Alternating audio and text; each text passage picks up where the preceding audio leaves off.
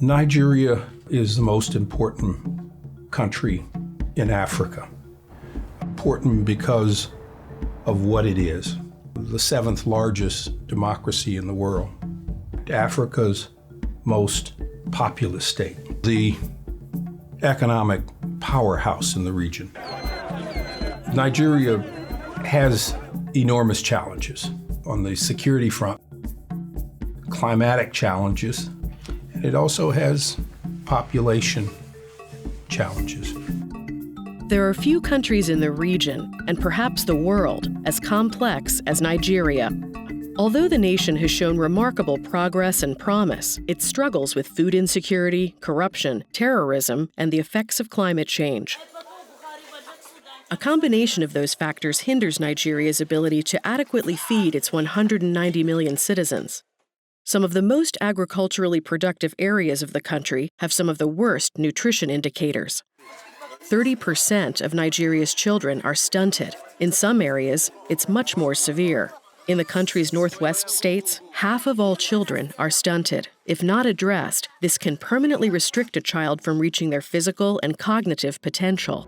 Compounding the challenge is Nigeria's explosive population growth. Many demographers predict that it will overtake the United States as the third most populous nation by 2050. Nigeria has multiple conflict zones. The most severe is in the nation's northeast Borno state and surrounding areas, where government forces have been unable to eradicate an Islamist insurgency led by Boko Haram.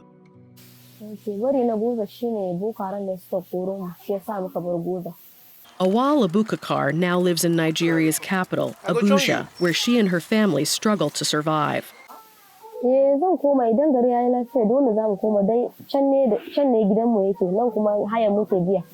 magnitude of the destruction there is almost unimaginable. There's no food, there's no services, there's no school, there's no clinic. Since 2009, over 2 million people have been displaced.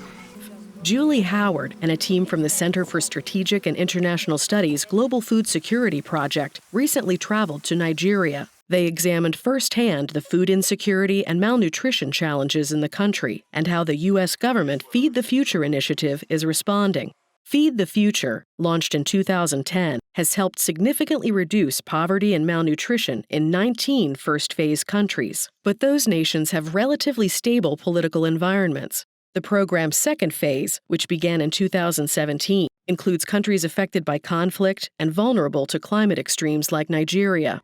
Feed the Future has also added the strategic objective of strengthening the resilience of communities to its global strategy. It is extraordinarily important to help communities not only to survive, but to build up the kind of basic resilience so that a traumatic economic, social event doesn't cripple them.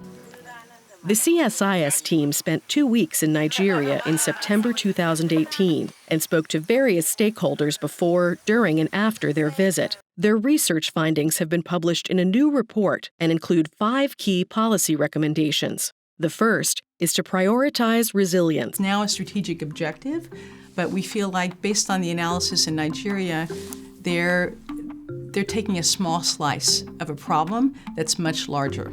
There's lots that can be thrown at areas that are fragile.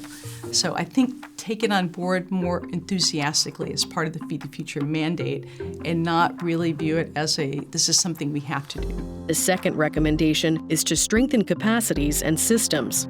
Feed the Future is really going to have to take a much more local lens. Local people are ultimately going to have to figure out these problems, and it's Feed the Future's job and all U.S. resources to find those leaders in place, those institutions, and build them up. The third recommendation is to capitalize on Feed the Future's strengths. The team also recommends making management flexible. In a context where you're really looking at strengthening local capacity and dealing with issues like security and having to invent on the fly and perhaps get out of some areas really fast and have other areas open up, you really need a much more adaptive and flexible approach. And lastly, Feed the Future needs to harness U.S. leadership.